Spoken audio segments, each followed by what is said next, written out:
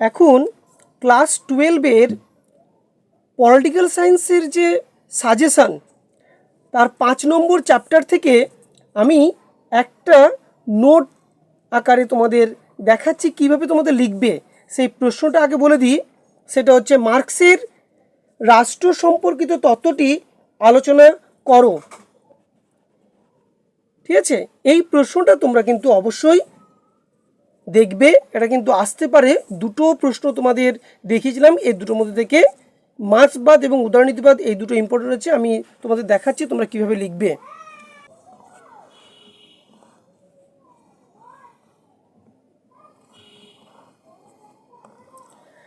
তা তোমরা দেখেছো এখানে যে রাষ্ট্রের উৎপত্তি সম্পর্কে বা রাষ্ট্র সম্পর্কে মার্ক্সের ধারণা, প্রথমে আগে ভূমিকা দেবে। প্রথমে আগে তোমরা কি করবে না, ভূমিকা দেবে। এখানে ভূমিকা লেখানে কিন্তু তোমরা এখানে ভূমিকা বলে লিখবে।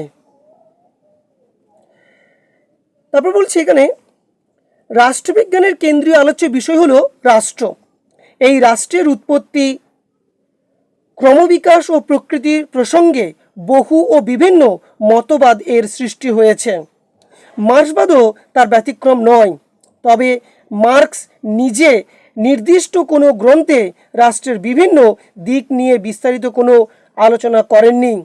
এক্ষেত্রে তার লেখা the 18th Brumaire of Louis Bonaparte আর এঙ্গেলসের লেখা এতগুলো তোমাদের না মনে থাকলেও মোটামুটি এই পর্যন্ত তোমরা লিখতে পারো।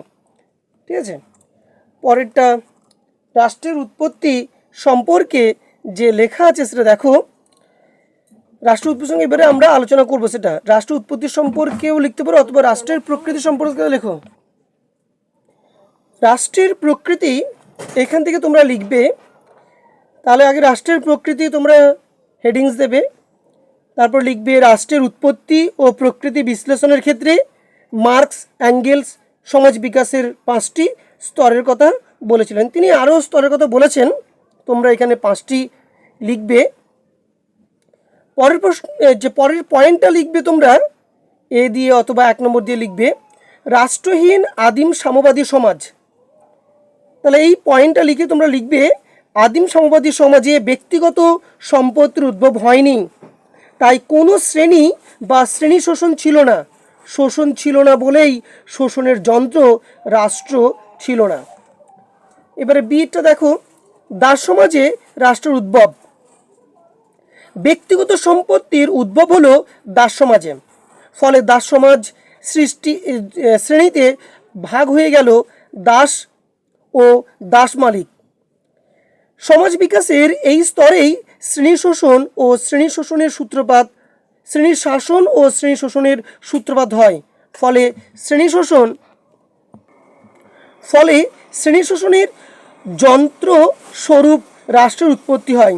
এই রাষ্ট্রের মূল উদ্দেশ্য হলো সমাজের শোষণমূলক উৎপাদন সম্পর্ক বজায় রাখা। পরেরটা দেখো,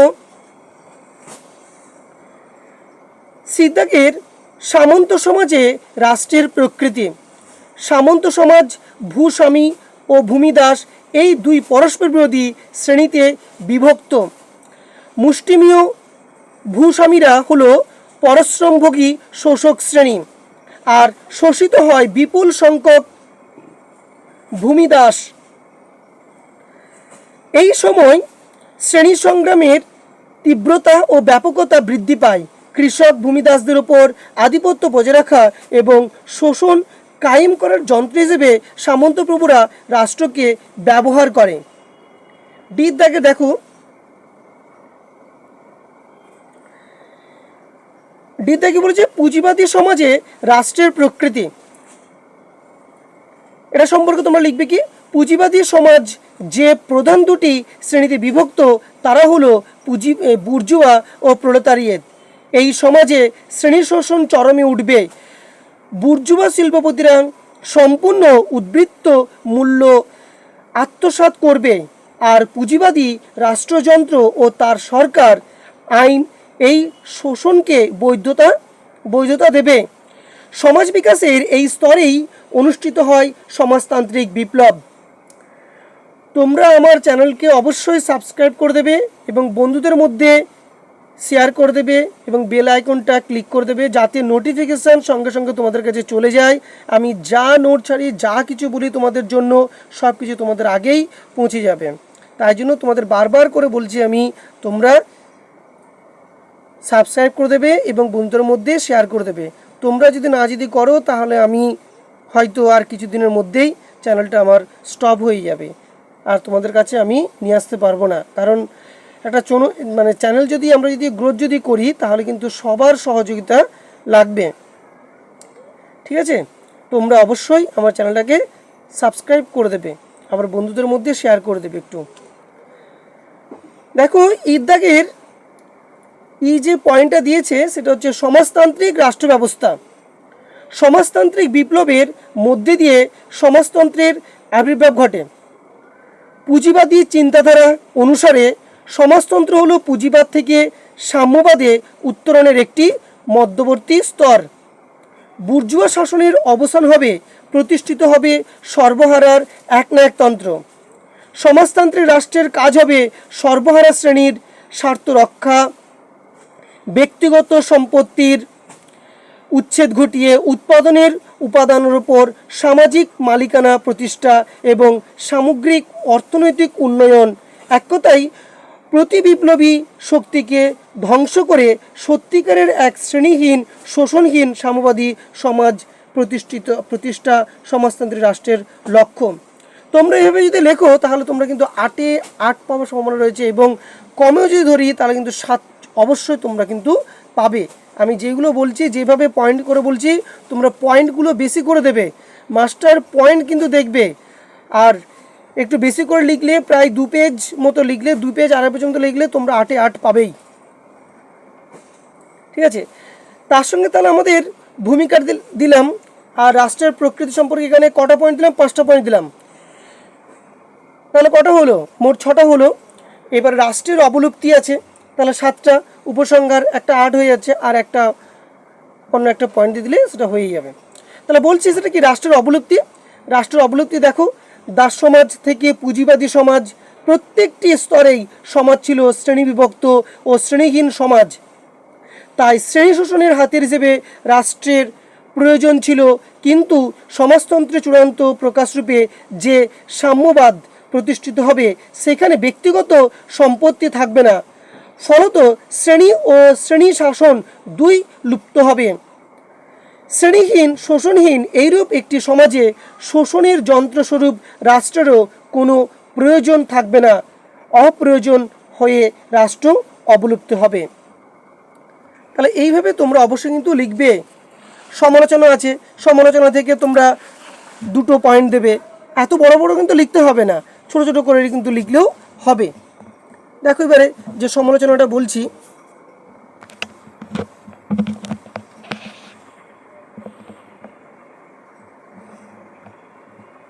দেখতে পাচ্ছ তোমরা সমালোচনাটা?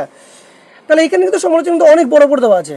তাহলে তোমরা ছোট করে লিখবে যে মার্ক্সবাদীদের মতে রাষ্ট্র হলো শ্রেণী বিরোধের ফল, কিন্তু বর্তমান ধারায় রক্তের সম্পর্ক, ধর্ম, অর্থনৈতিক ও রাজনৈতিক চেতনার প্রভৃতি আরও অনেক উপাদান রাষ্ট্রের উৎপত্তিতে ভূমিকা নিয়েছে। একটা লিখলে, আরেকটা লিখলে মার্ক্সীয় দর্শন অনুসারে রাষ্ট্র হলো শ্রেণী শাসন ও শ্রেণী শোষণের হাতিয়ার। ব্যাস, এইগুলো লিখলে। ঠিক আছে, এবারে মূল্যায়ন অবশ্যই কিন্তু তোমরা কিন্তু লিখবে। মূল্যায়ন আমি বারবার বলছি তোমাদের, মূল্যায়ন তোমরা কিন্তু অবশ্যই কিন্তু লিখবে। মূল্যায়ন কি বলে দেখো, উদারনীতিবাদের সমর্থকগণ রাষ্ট্রের উৎপত্তি ও প্রকৃতি সম্পর্কিত মার্ক্সীয় তত্ত্বের সমালোচনা করলেও একথা বলা একেবারেই অত্যুক্তি হবে না যে এক্ষেত্রে মার্ক্সবাদীদের বক্তব্য সবচেয়ে বেশি বিজ্ঞানসম্মত ও বাস্তবসম্মত। বিশেষত সংখ্যাগরিষ্ঠ শোষিত শ্রমজীবী মানুষের স্বার্থে কার্ল মার্ক্স যে তাত্ত্বিক সংগ্রাম চালিয়েছেন তা প্রশংসনীয় ও অনুসরণযোগ্য। এভাবে তোমরা অবশ্যই কিন্তু লিখবে। আর বারবার বলছি তোমাদের কাছে, আমি রিকোয়েস্ট করছি আমার চ্যানেলটাকে একটু সাবস্ক্রাইব করে দেবে, বন্ধুদের মধ্যে যতটা পারো তোমরা শেয়ার করবে। আমাকে তোমরা একটু সাপোর্ট করো। তোমাদের কাছে আমি অনেক কিছু নিয়ে আসবো, তোমরা দেখবে। এরপরে তোমরা যখন যখন পড়বে, কলেজে পলিটিক্যাল সায়েন্সের উপরে আমি অনেকগুলো তোমাদের নোটস দেবো এবং তোমাদেরকে অনেকভাবে সাহায্য করব। আর যারা যারা পড়তে চাও আমার কাছে, আমাকে কন্ট্যাক্ট করবে, আমি তোমাদের কাছে আমার মোবাইল নাম্বারটা দিয়ে দেবো।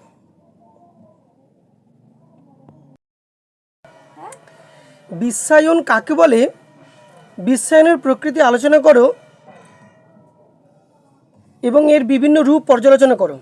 এই যে বিষয়টা তোমাদের বললাম, দেখো তোমাদের আন্তর্জাতিক সম্পর্কের 1 নম্বর যে চ্যাপ্টারটা, সেখান থেকে আমি আজকের প্রথমেই 3 দাগেরটা তোমাদের কীভাবে লিখতে হবে সেটা আলোচনা করছি, সেটা আমি দেখিয়ে দিচ্ছি তোমাদেরকে, তোমরা একটু নোট আকারে লিখে দেখো। প্রথমেই বলেছে যে বিশ্বায়ন সংজ্ঞা বা বিশ্বায়ন কাকে বলে। বলেছে এখানে বর্তমান বিশ্বের সবচেয়ে চর্চিত বিষয়গুলির মধ্যে অন্যতম হলো বিশ্বায়ন। বিশ্বায়ন ধারণাটির প্রবর্তক রোল্যান্ড রবার্টসন। তার মতে বিশ্বায়ন বলতে বিশ্বের সংকোচন ও বিশ্বজোড়া পরস্পর নির্ভরশীলতার অবস্থাকে বোঝায়। তবে গত 3-4 দশকে বিশ্বায়নের অর্থনীতি, রাজনীতি, সংস্কৃতি ও প্রযুক্তিবিদ্যার ক্ষেত্রে যে বহুতান্ত্রিক পরিবর্তন ঘটেছে তার প্রেক্ষিতে বিশ্বায়নের ধারণাটি বদল এসেছে। এবারে এখানে অনেকজন দার্শনিকের নাম দেওয়া আছে, মোটামুটি তোমরা একজন অথবা দুজনের নাম বলতে পারো অথবা নাও বলতে পারো। তোমরা এইটুখানি লিখে তারপরে তোমরা শুরু করতে পারো। তারপরে এইটুখানি দেখো, এইটা অনেক সময় অনেকের মনে থাকে না, যাদের মনে থাকে তারা কিন্তু লিখতে পারো, অসুবিধা নেই। তার সঙ্গে এটা লিখে দেবে তোমরা, সেটা হচ্ছে বলছি। তবে বর্তমানে বিশ্বায়ন কেবল অর্থনৈতিক ক্ষেত্রেই উন্মুক্ততা দাবি করে না, ধারণাটি প্রসারিত হয়েছে। সংক্ষেপে বলা যেতে পারে বিশ্বায়ন হলো একটি বিশ্বব্যাপী প্রক্রিয়া যার দ্বারা রাষ্ট্রীয় কর্তৃত্বের ঊর্ধ্বে উঠে জাতি রাষ্ট্রের সীমা নির্বিশেষে পুঁজি, প্রযুক্তি, মতাদর্শ, সংস্কৃতি, শ্রম ইত্যাদির বিশ্বজুড়ে অবাধ চলাচল। এটা প্রথমটা হচ্ছে বিশ্বায়ন কাকে বলে, সেই বিষয়ে তোমরা লিখবে। তারপরে দেখো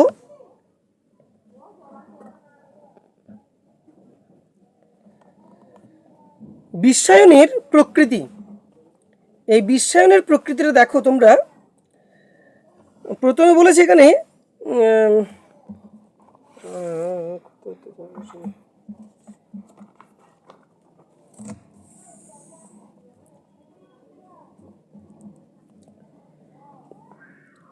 বিশ্বায়নের উদ্ভব হয় পুঁজিবাদী দেশগুলির উদ্যোগে। তারা আরও বেশি মুনাফার লোভে বিশ্বের বাজার দখলের লড়াইয়ে নামে এবং তখনই তাদের প্রয়োজন হয় রাষ্ট্রীয় নিয়ন্ত্রণমুক্ত বাজারের, অর্থাৎ মুক্ত বাজার অর্থনীতি অবাধ বাণিজ্য ইত্যাদির মধ্যে দিয়ে মূলত অর্থনৈতিক ক্ষেত্রেই প্রথম বিশ্বায়ন সূচিত হয়। তবে বিশ্বায়নের প্রভাব শুধুমাত্র আন্তর্জাতিক অর্থনীতিতে একীকরণ ঘটেছে তা নয়, অর্থনৈতিক একরূপতার সঙ্গে সঙ্গে সংস্কৃতি ও প্রযুক্তির ক্ষেত্রেও বিশ্বজুড়ে অবাধ গমনাগমন সৃষ্টি হয়েছে। তারপরে তোমরা একটা পয়েন্টস দেবে বিশ্বায়নের আর্থিক দিক। এই আর্থিক দিক পয়েন্ট দিয়ে লিখবে তোমরা। অর্থনৈতিক দিক থেকে বিশ্বায়নের অর্থ হলো বিশ্ববাজার চাহিদা মেনে দেশীয় অর্থনীতির উন্মুক্তীকরণ, যেখানে পণ্য উৎপাদন, বন্টন ও বিপণনে কোনো বাধা থাকবে না এবং বিশ্বজুড়ে পুঁজির চলাচল হবে অবাধ। বিশ্বব্যাপী এই যে অর্থনৈতিক কর্মকাণ্ড ও সেগুলি তদারক করবে WTO IMF বা বিশ্বব্যাংকের মতো প্রতিষ্ঠানগুলি। আর বিশ্ব বাণিজ্যের প্রধান কারক হবে MNC বা বহুজাতিক সংস্থাগুলি। পরের প্রশ্ন দেখো, পরের পয়েন্ট তোমরা দেবে বিশ্বায়নের রাজনৈতিক দিক।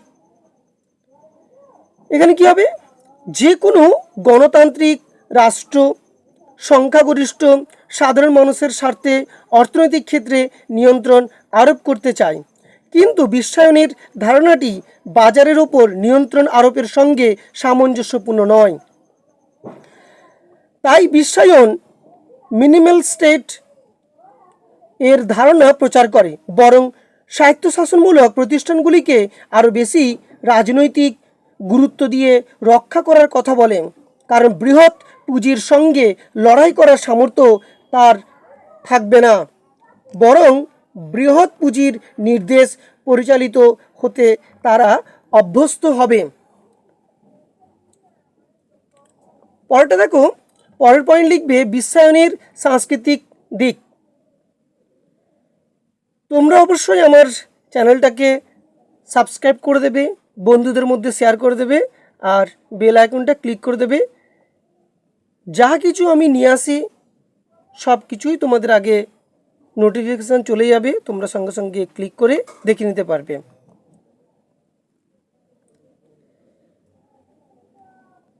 আলোচনায় আসি, বিশ্বায়নের যুগে সংস্কৃতিরও বাণিজ্যিকীকরণ হয়েছে।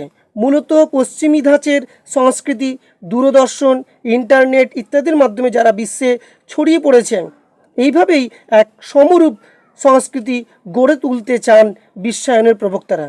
তাই জাতি রাষ্ট্রের ভৌগোলিক সীমানার সঙ্গে সঙ্গে একটি জাতির নিজস্ব সাংস্কৃতিক বৈশিষ্ট্যগুলিও সংকটের মুখে পড়েছে। পরেরটা পয়েন্ট লিখবে কারিগরি বিশ্বায়ন।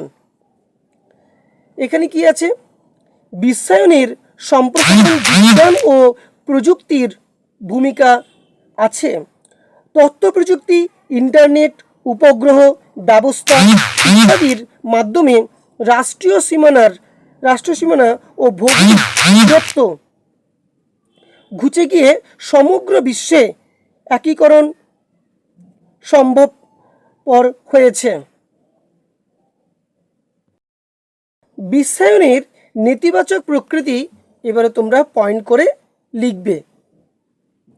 কি লিখবে এখানে, বিশ্বায়ন একটি নেতিবাচক প্রক্রিয়া।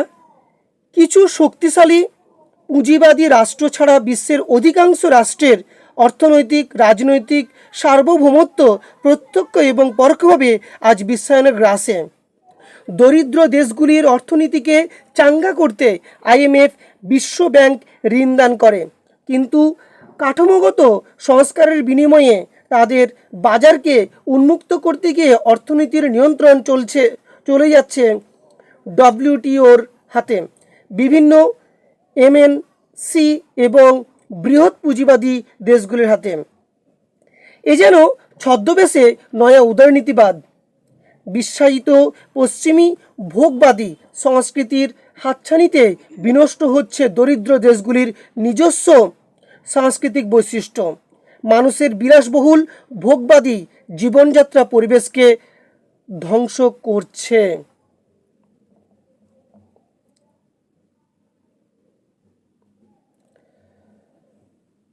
তোমরা উপসংহার কিন্তু দেবেই অবশ্যই। যে কোনো নোট তোমরা লেখো, সেই ছোট হোক বড় হোক, তোমাদের ধরো লিখতে গিয়ে 3টে পয়েন্ট মনে পড়ছে, তাহলে 3টে পয়েন্ট দেবে, ভূমিকা দেবে, লাস্টে কিন্তু উপসংহার দেবেই দেবে। যদি মনোযোগী থাকে, তোমরা নিজেদের মতো যেটা লিখেছো সেই বিষয় সংক্ষেপে একটু উপসংহার 4-5 লাইন অথবা 7-8 লাইন লিখে উপসংহারটা কিন্তু কমপ্লিট করবে, তবেই একটা নোট কমপ্লিট বলে মনে হবে। তখন মাস্টার যিনি তোমাদের খাতা কাটবেন তিনি কিন্তু তোমাদের সন্তুষ্ট হয়ে নাম্বারটা কিন্তু দেবেন। কিন্তু উপসংহার যদি দাও তাহলে উনি মনে করবেন যে তোমাদের এখনও হয়তো অনেকটা রয়ে গেছে, তিনি মনে করবেন সেটা। তাই জন্য অসমাপ্ত নোট কখনোই লিখবে না, সেটা উপসংহার দিয়ে শেষ করে দেবে। তা আসছি উপসংহার লিখে তোমরা লিখবে নেতিবাচক প্রকৃতির জন্য বিশ্বায়ন বিভিন্ন দেশে